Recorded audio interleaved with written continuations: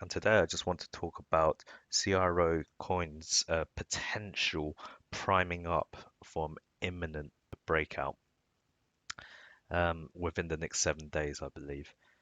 And I just want to go through the technicals as well as the fundamentals on CRO as to why 2021 could potentially be a massive year for CRO coin.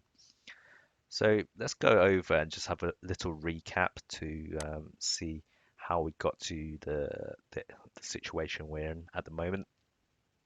So really, in the second half of 2020, we saw a massive pump in the CRO coin, and this was fueled by the syndicates. The syndicates actually started mid-December 2019, but a lot of the volume and interest really came in the second half of 2020. So what this meant was that you had to stake CRO coin for 6 months on the exchange. And by doing that, it allowed you several benefits, one of which the participation in syndicates. And what syndicates allowed you was access to um, coins on a weekly basis that were being listed on the exchange of crypto.com, and you could get 50% off the market price of those coins by participating. So those are very popular, and in cases they were coins that were relatively new. So at the same time as listing on the exchange on crypto.com, it also gave a platform for those crypto companies whose coins it allowed them to promote their coins as well. So it was a kind of win-win mutualistic benefit through the syndicate essentially. And of course, you as the consumer and having staked for 6 months, um, it entitled you to these weekly syndicates where you get discounted 50% off coins. So we saw this massive run up, and then we really topped out around the start of September. Now, around August, we did have some news on MCO. MCO is the original coin that was essentially ICO and helped them raise funds. And it was a coin that was slightly different to CRO. It powered the Visa card, while CRO was more of a general crypto.com coin and more useful on the exchange. So essentially, CRO powered, well, I wouldn't say powered, but it contributed a lot to the exchange in terms of the syndicate participation, and also allowed you to earn high rates on the earn functionality by staking, whilst MCO was more the kind of rewards coin for the cashback on the Visa debit card. So whenever you paid for something in the retail, you would get cashback, and that was paid in MCO. The appealing thing about MCO was that it had a fixed supply and it was meant to be deflationary. So around August time, for regulatory reasons, they discontinued MCO. They gave notice to that, and they gave the ability for customers to swap for CRO.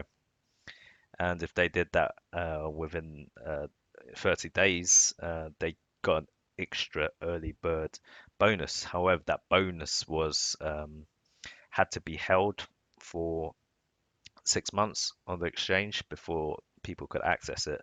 But anyway, customers were incentivized to move from MCO to CRO, and any MCO that they had would go into would be essentially burnt in a dark hole, black hole address.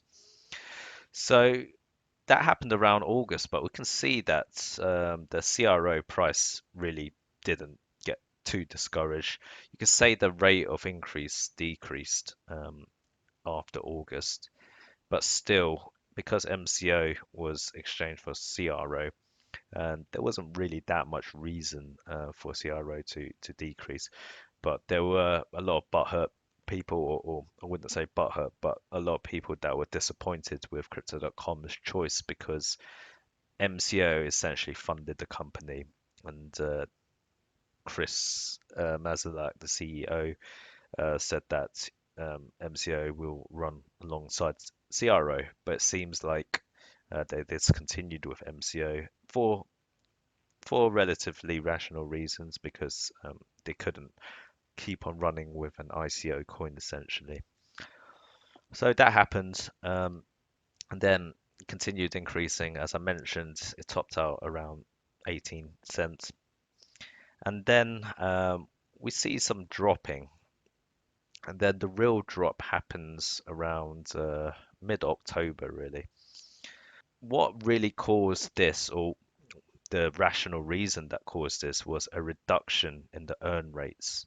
So the earn rates we see both in the earn function on the app as well as the earn on the exchange.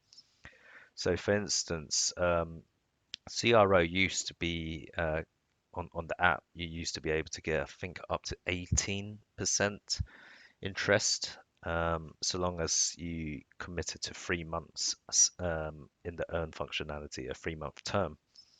I believe now it's 6% on the 3-month term. So you can see it massively reduced.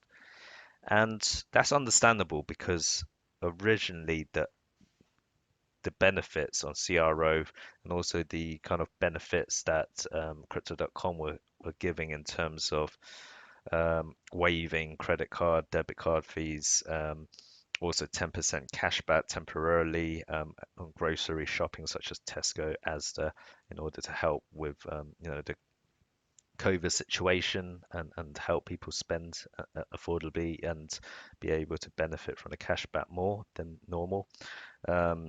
They were very generous with also the syndicates as well. So a lot of generosity, and even referral fees were $50 and now they're $25 or $20. So they were really pumping in 2020 for volume and new customers and incentivizing customers. But at the same time, you had that feeling that it is not sustainable and it was turning into a bubble essentially because um, there wasn't that much more value, but the price was moving. Well, there were progressions, but the price was moving quicker than progression. And when that happens in a traditional economy, that's essentially inflation. Your price uh, level is increasing higher, but your productivity isn't actually increasing as much. So you get this inflationary effect. So it is really turning into a bubble. And therefore, when they slashed the rates, we saw this dip starting in October. And to be honest, it was a very, very rough decrease. And that's the thing, the quicker you go up, the even quicker you go down. That's generally the case with cryptos and things in general with asset prices.